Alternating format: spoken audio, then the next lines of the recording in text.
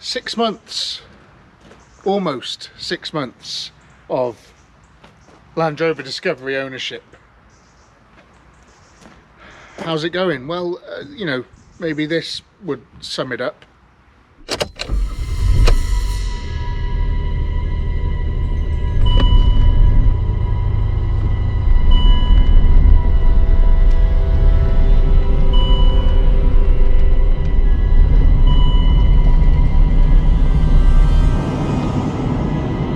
Great. However, despite all those beeps, bongs and associated panic attacks, it's actually been okay. Nothing's actually broken down. No, I know. So you've got the parking brake, so the automatic release doesn't work. Hasn't worked since I got it, and it's just like you've got a normal handbrake, so it doesn't really bother me. Can be a little bit tricky when you've got a heavy trailer on and you're on a hill like that, but just make it work, because I've got really good clutch control, you know. And the gears, when that goes bong, again, I don't know what it is, what the problem even is. I don't know why it needs to know what it's doing. It's just a pain in the ass. And then the other thing, now that only happened the other day, the normal suspension height. Don't really know what it is. Don't know what it wants. Don't know what it needs or anything. One of the big problems that I've got with this Discovery, I have realised, is that I don't have a drive-on four-poster ramp. So doing anything underneath the Discovery is a little bit tricky, because I've done a couple of jobs on it since I got it. The rear brakes have been changed, and there's a technique for the electronic handbrake where you have to sort of like rewind it in and put new pads on and stuff, and it stops like a squealing noise and things. So I've done that, which was great. Did that on the deck, that's fine. Yeah, today I want to give it a bit of a service, because it's been screaming at me for a service as well. I say screaming at me, it says it's a few hundred miles overdue, so we're going to get that done. Since you last saw it as well, I put my douchebag private registration number on the car that did you see it just go down then? That I got for my birthday a few years ago, because selling these things was Ben Molesworth Motor Cars. Dead cool. But yeah, so I put that on, which I think just makes it look like a lot dearer of a truck than it is.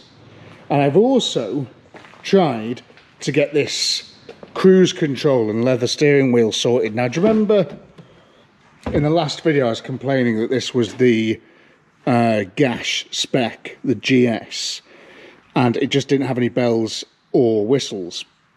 So I managed to sort my stereo with my Bluetooth and stuff, which is great, what I need, very, very good, very, very clear. And I put this second-hand leather steering wheel on. All of the buttons, though, don't work. Now, I took this rig down to Land Ranger, 4x4 Land Rover Specialist, and despite it being there for 2 weeks, thankfully they didn't charge me for all of the 2 weeks, they just couldn't code the steering wheel in. Now, from what I read, it should be a fairly simple operation and a bit of sort of coding and stuff, and if they can't do it, I'm not sure if anybody else could. He said he would have to book it in again when he's got more time and just sort of go through it a little bit deeper and maybe do a few other bits to it.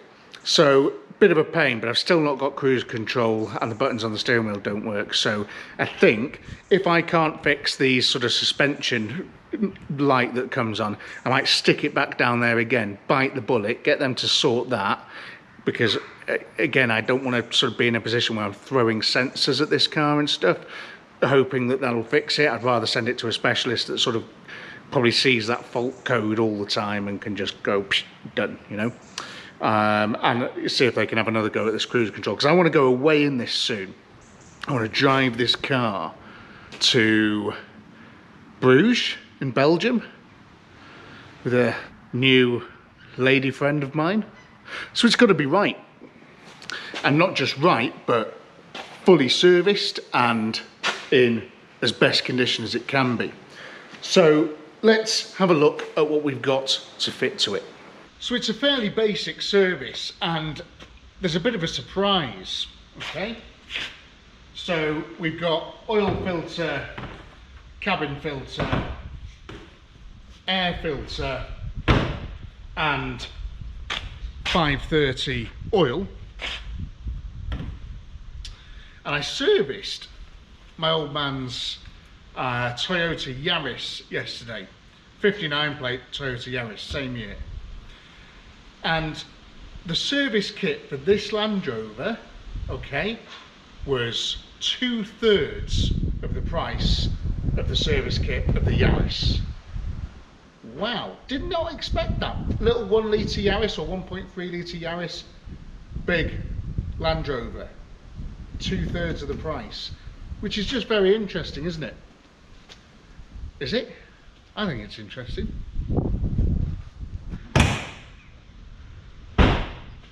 So yeah, it's just a good opportunity to sort of get all the lights and levels checked, you know, and make sure everything's all right in that sort of plastic paradise. So I've had a couple of old Land Rovers as well. I've had a couple of like 200 TDIs, 300 TDIs, and the engine bays didn't look like that. So what I was thinking of doing is I need to, is that the right thing? Yep. I need to take this to the tip because there's a load of crap in the back. So we can get this service done and we can go for a little bit of a drive.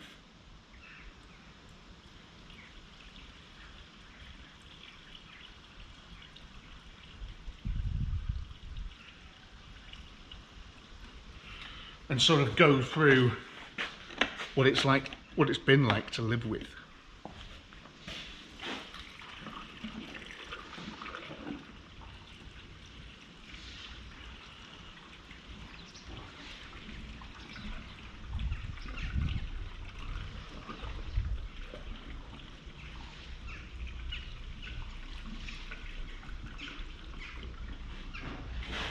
That just took a full kettle's worth and some concentrate. It's not getting any more than that greedy thing.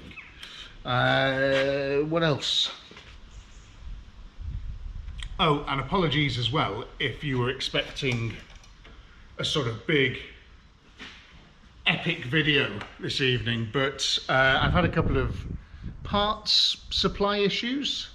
Not Jim Barrow's fault, but essentially just that MR2 being a bit more online parts wise than I'd like, so it's just delayed things. But it is going to be coming out next week and it's going to be worth the wait, you know. Now when I'm servicing something, I just pull the dipstick out and leave it there because that reminds me that I'm going to be draining the oil, you know. And it's the same with that, and everything looks good, which is pretty cool. Coolant is on the level, power steering is on the level. Let's ease ourselves into this by doing this air filter, I think. Looks like, I'd imagine you just unscrew these bits.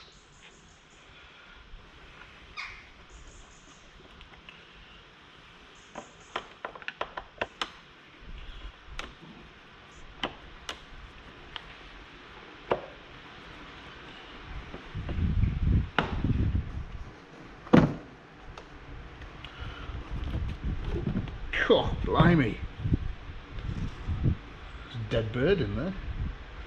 Definitely well due a change, which leads me to believe that this thing hasn't been serviced in quite a while, so I'm glad I'm doing this really. I didn't really get much in the way of service history with this. When I got it, I got some bits, but nothing recent, so I'm glad that we're doing this, you know.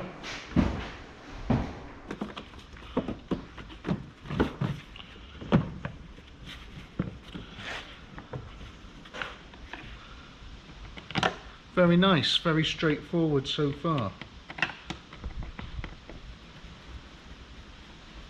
Where's the cabin filter for these though? Is it in the cabin or is it somewhere under this lot? What's under there? Maybe we should have a look. Oh, I have just heard the kettle finish boiling though.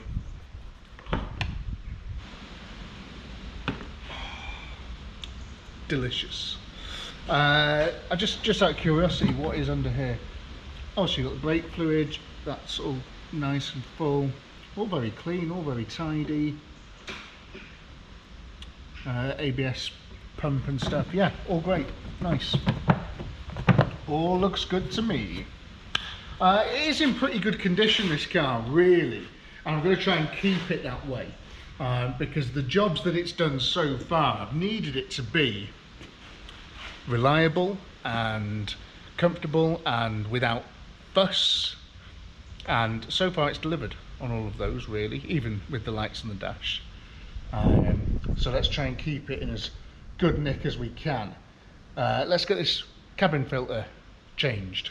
I don't know how well you can see all this, really. But there's the service book, which I might need for later.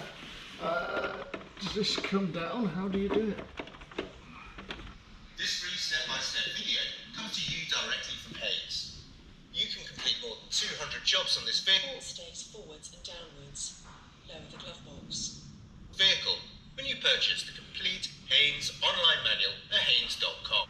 I'm pretty sure it is behind there, but... Ah! Ooh! Things falling out. That was fairly straightforward. It just sort of fell down like that. Lots of fuses and stuff behind here as well. And there's a clip. Open that. And there's a cabin filter. Whoa! Very, very dirty. I think I may have caught a serious dose of whooping cough from this, but hopefully we'll get that changed and that'll subside.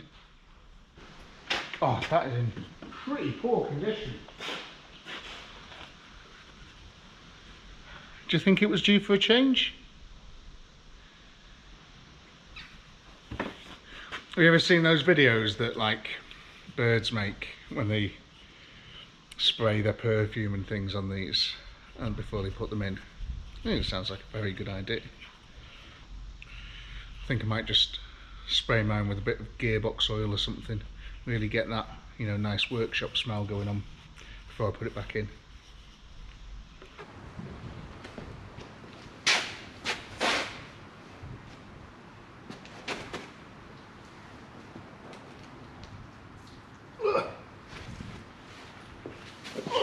Time for a picnic.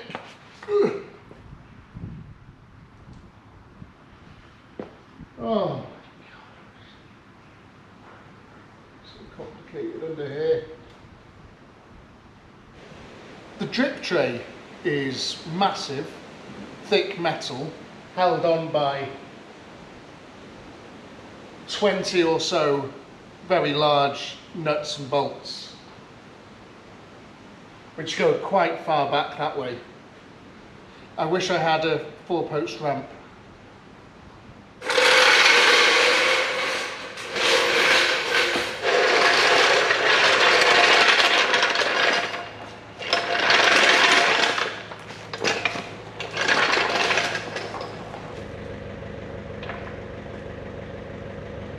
Where should I lift you up on?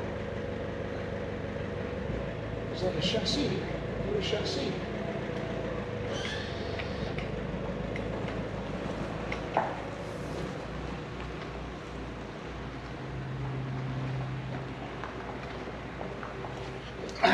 Looks pretty chassis-like.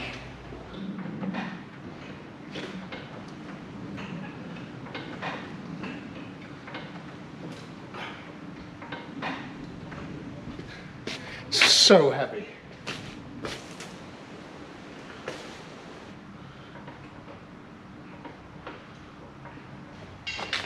So trying to find the rustiest axle stands I could, and I think I've done pretty well.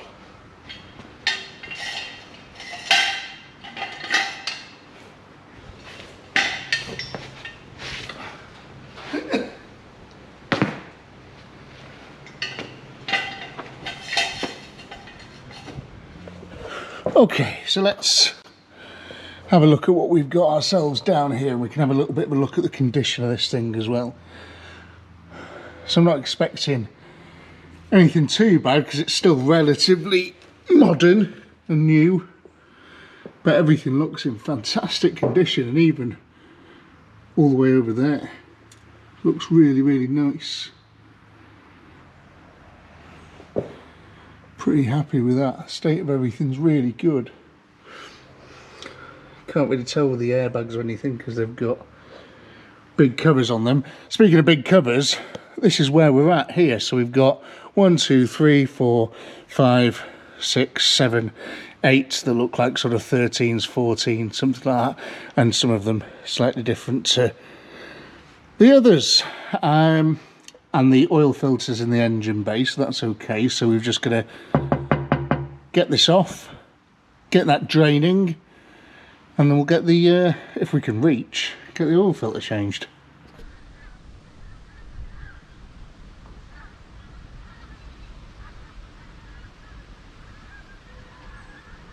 They must know Christmas is coming.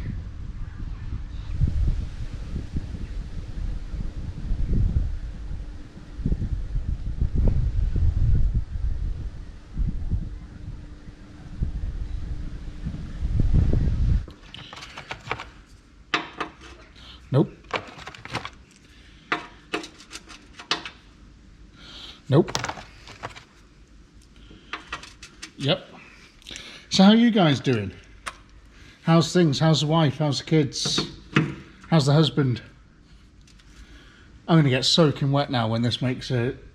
Right, let's just try this first. Look.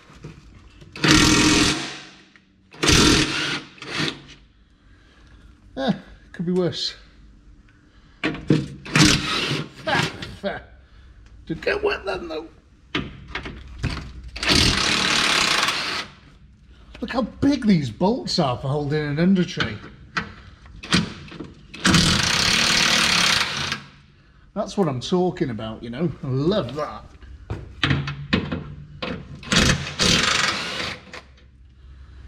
Much better than little ones.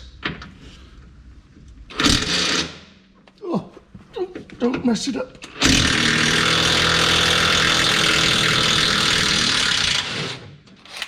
Oh, come back. Right, so we've just got this one big bollocks here now. What are you, some sort of 15mm? Ooh, 16? Oh, 17mm.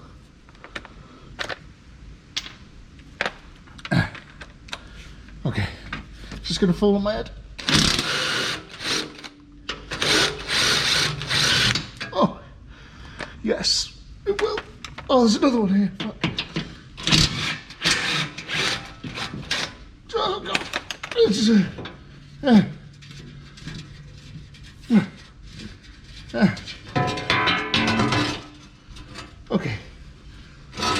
Oh my God, it's so heavy. Jesus Christ, no wonder this thing only does 20 to the gallon. Right, so here is the bottom of this wicked engine which everybody slags off. French thing, Citroen 2.7 litre TDV6. Strange little sump. Okay, let's whiz that thing off. Let's not do it with the impact gun though. Oh, what size are you? Oh, this is a hell of a good guess. Okay. Ah.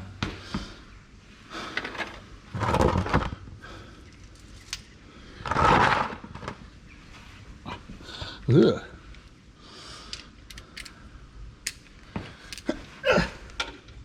It's nice under here, my blanket. It's good to do this before winter sets in as well, I feel, you know. See how much oil I can get down my arm. Our survey says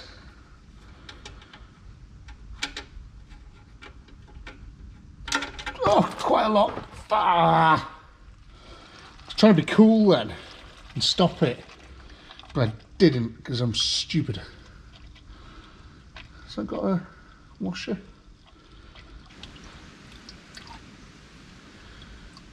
Oh, It's so nice and warm and feels great. Feels slippy, feels good. It's very black though. Definitely looks like it wants changing. I don't know when it was changed last. And to be honest, with the amount that's gone in there, I don't think it's had enough oil in it either. But I'm going to go and wash this off my hands and wait for that to drain.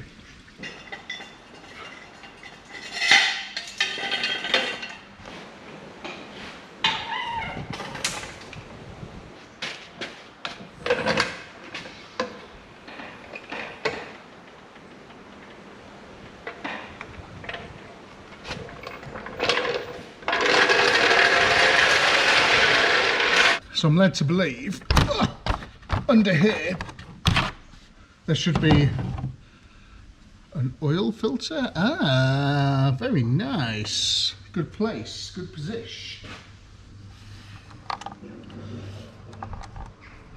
I wonder how long it's been since this has been changed.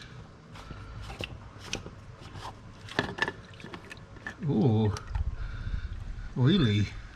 How'd you get the bloody thing out there? Ugh.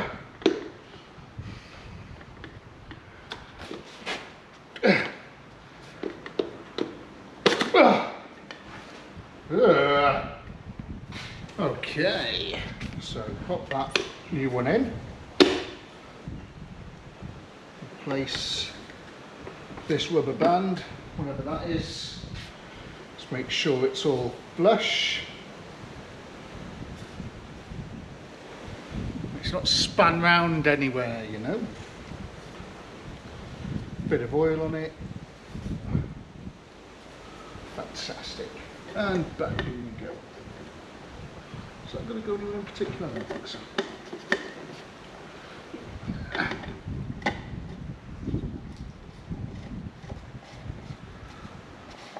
It says 25 Newton meters, so just have to program that into my bicep, 25, because we want to use the correct torque setting for this, of course. There's a lot of hair in my eyes at the moment as well, I realise, but my cap's new, so I don't want to get oil on it, you know. Was that 25? Ding. Yeah, that's 25. Okay. Well then, just feel that, make sure it's all nice. Yep. Okay. Was that like that? Lovely, yeah. That can go back on. Nice. We'll fill them up with some oil.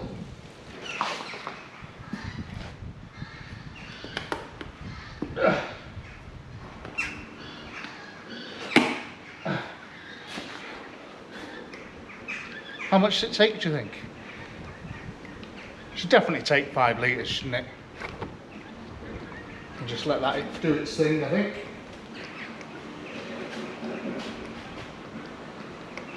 So I was thinking we'd take this for a little wash now. And give it a clean, which will only be, I think, the 3rd time I've cleaned it since I've owned it. How did that service go? Well, anybody could do that. That was super simple. You needed a crosshead screwdriver, a 17, a 13, and a set of plumber's grips. That's it. Super, super easy. So, to service, Land Rovers are cheap and easy. Who'd have thought it? I certainly would have. Land Rover recommends Castrol 5W30, but probably all comes out the same big vat, doesn't it? I don't know. Ah, spot on. Okay, right, let's give her a quick run just to fill that oil filter up and stuff.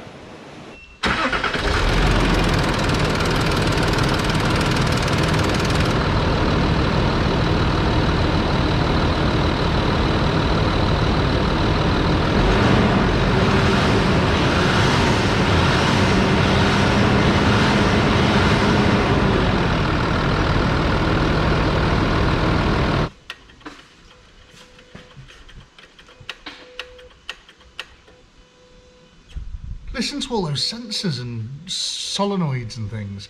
Right, job well done. I'm going to have a tidy up and we'll pull her outside.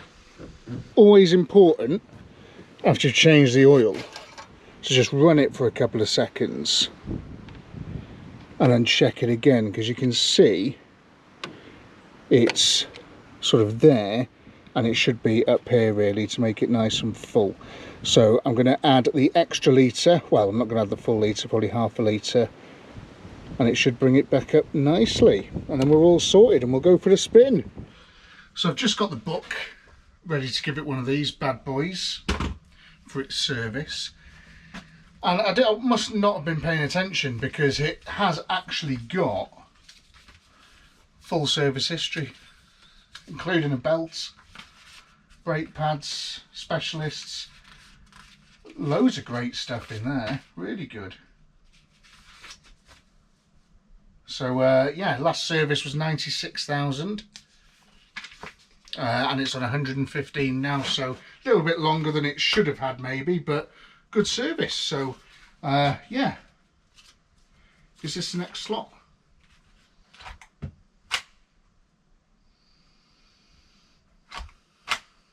Just before we do hit the road, I've just been having a little mess about with the suspension, and I mean, it's all working perfectly. We're going up. Oh, and we're going down. There's a car behind me. But what I'm saying is there's nothing wrong with it. It seems to be working fine. So I'm going to sort of just gloss over that for the moment. And I think when I get this steering wheel, you know, cruise control sort of coded back in again, you know, coded in for the first time, I'm going to get them to have a look at it, I think. Safer option. Because they're very good. They'll phone me up and say, it's going to cost you £6,000, do you want to do it? And I can go, no. Or they'll phone me up and say, oh, it's going to be a 40 quid sensor, do you want me to put it on? And I'll go, yeah.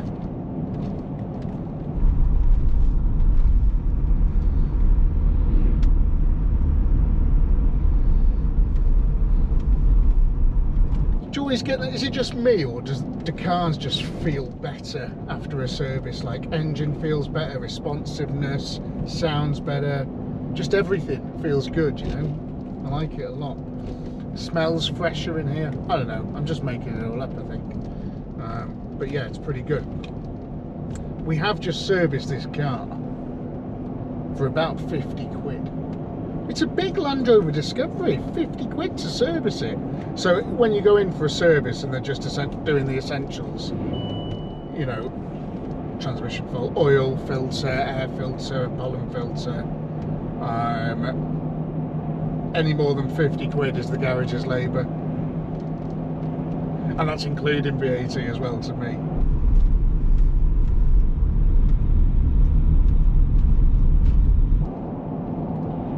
Suspension warning hasn't come back on actually since we've been driving. It usually does come on by now, so that's pretty cool. So living with a Discovery that's done 115,000 miles for 6 months. How's it been? What's the verdict? Oh my god, why are you pulling out on me for? It's 60 mile an hour, you're pulling out doing like 20. Garden centre people. Just, they are the only people that exist in their heads. I've been to the garden centre, I bought some geraniums, and I'm going to pull out into fast-moving traffic in my Volkswagen Tiguan.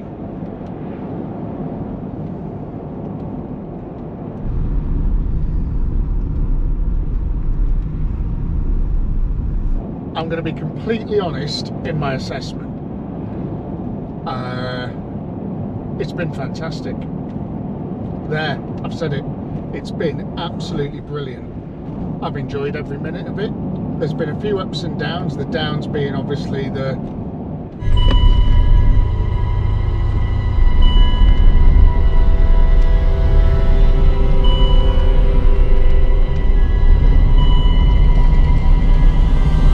and the ups being all the fantastic towing it's done to start with.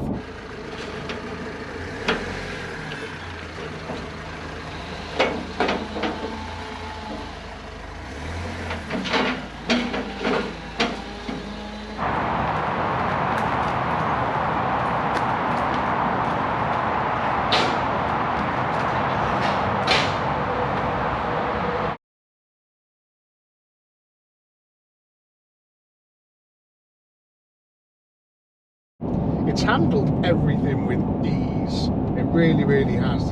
It's never given me any gripe. Apart from a couple of tiny little anomalies, which, again, I need to speak to Land Ranger about, but they don't bother me enough to sort of do anything about them. But when you go round a tight right-hand corner, so I don't know if any of you have experienced this who've had Land Rover, Range Rover products, but when you go around a tight right-hand corner, the traction control kicks in like mad. But that's a suspension fault, right? Okay, thought that was fixed. But yeah, it kicks in like mad, but only when it's like a little bit slippy and stuff. It doesn't do it at the same speeds when you're going left, which leads me to think there is a bit of a fault. So essentially I just have to back off a little bit, which is fine, because again, it just doesn't really bother me, and I probably shouldn't be going around the corners that fast anyway. But yeah, that's it. And once or twice it's gone into limp home mode. I don't know why, it's just sort of gone limp home, and all I've had to do is, as I'm driving, just switch it off and switch it back on again, just like I did then, and everything sort of resets, just like it has done on there. So now there's no lights on there, all the suspension and everything, you know, is working fine and all that again. All I've done is reset it on the key, which makes me think that it's just a dodgy sensor. So yeah, if anybody looks, I just, and then it's fine, isn't it? You know.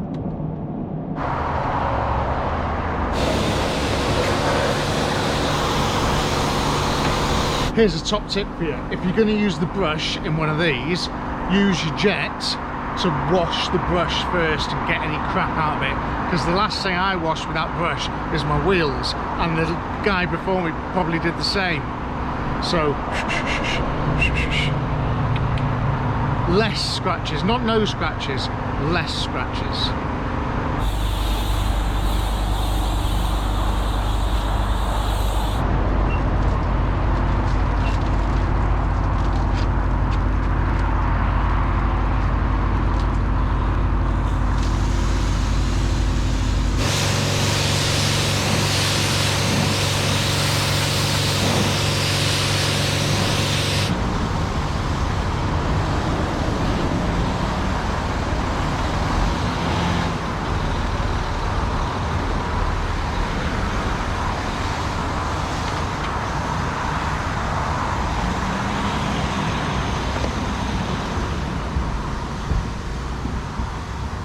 So fresh and so clean, really good.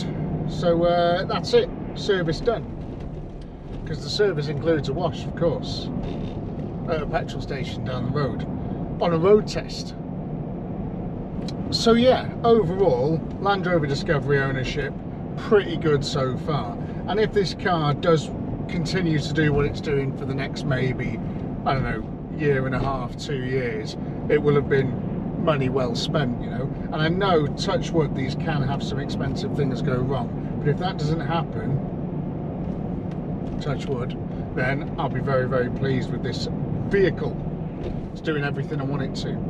Is there anything that I would change, having got to sort of you know it over the last sort of 6 months-ish? Spec is the only thing. Heated seats would be nice as we come into winter. It's got cloth seats on it now. It's, yeah, used to maybe a little bit nicer than that, you know. The Passat was a Highline, you know, it had all the bells and whistles. No sat nav, but that's not a problem. I just put it on my phone, really. It's got all the auto wipers, auto headlights. Auto wipers can be a little bit annoying sometimes. They're not as good as some of the others that I've used. And yeah, cruise control, that's the big one, you know. Cruise control would make a huge amount of difference to this car. It's very, very comfortable, but if you start going on any sort of big motorway journeys, because it's so big and heavy, it slows down and speeds up all the time, especially if you've got a heavy trailer. It really sort of, you know, affects keeping it steady at a steady 60, or if the trailer's empty, a steady 80. Which it does fine. Not that I've ever done that, but it would do that fine. And I guess a lot of it does boil down to if I could do it all again, would I? Would I go out and spend the money that I did on this car? Bearing in mind I did get it at a really good price. And the answer is, of course, yes, absolutely. And would I recommend that if you were looking for something to tow things with and to just generally have a big 7-seater sort of diesel guzzler, which it's not that bad. It does 30 to the gallon, roughly. 30 to the gallon's fine, isn't it? I don't go loads of miles in it, so I'm not too fussed. Yes, mad I know, but I would definitely advise you to buy a Land Rover Discovery. Crazy, but they sold a lot of these, and the reason is because they're so bloody good. You know, I think the only other competitor, the only other car that I would consider apart from one of these would be a Touareg. Volkswagen Touareg. That would be the only other sort of competitor. I think there's a lot of other cars out there, but sort of value for money wise, which is sort of what I'm thinking of the most, it's either this or a Touareg. But you know, towing heavy stuff and just sort of, well, doing tip runs, you know. And I'll probably wrap this 6-month review of this Discovery up by saying I really like the way the car looks. I think it's got great sort of presence on the road, and it's not too sort of chavvy, which you might get from some other cars. I think it's pretty cool, you know. Looks good, it's a nice colour, everything about it's pretty sound. I am enjoying my ownership so far, and I hope you've enjoyed watching this video. It's something a bit different, and apologies that it wasn't the big cool MR2 thing that you wanted, but that will be coming very soon, and I'm excited to get an email today or a text saying come and pick it up, it's past its MOT, but I doubt that's going to happen. So thanks for watching, and I'll see you in the next video, and in the meantime let me know what you think of this vehicle, and have you got one, have you had one? You know, what did you love yours? Was it the best thing you ever bought? Do you miss it? Do you want to buy one again? Let us know, you know. I think we need some positivity about these Land Rover Discoveries, because on the last video a lot of people were like, oh my god, it's gonna explode, you're gonna die. You haven't bought one of those, have you? But it's alright so far.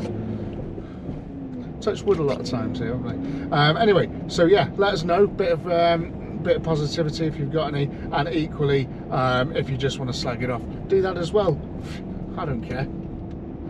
See you in the next video. Bye.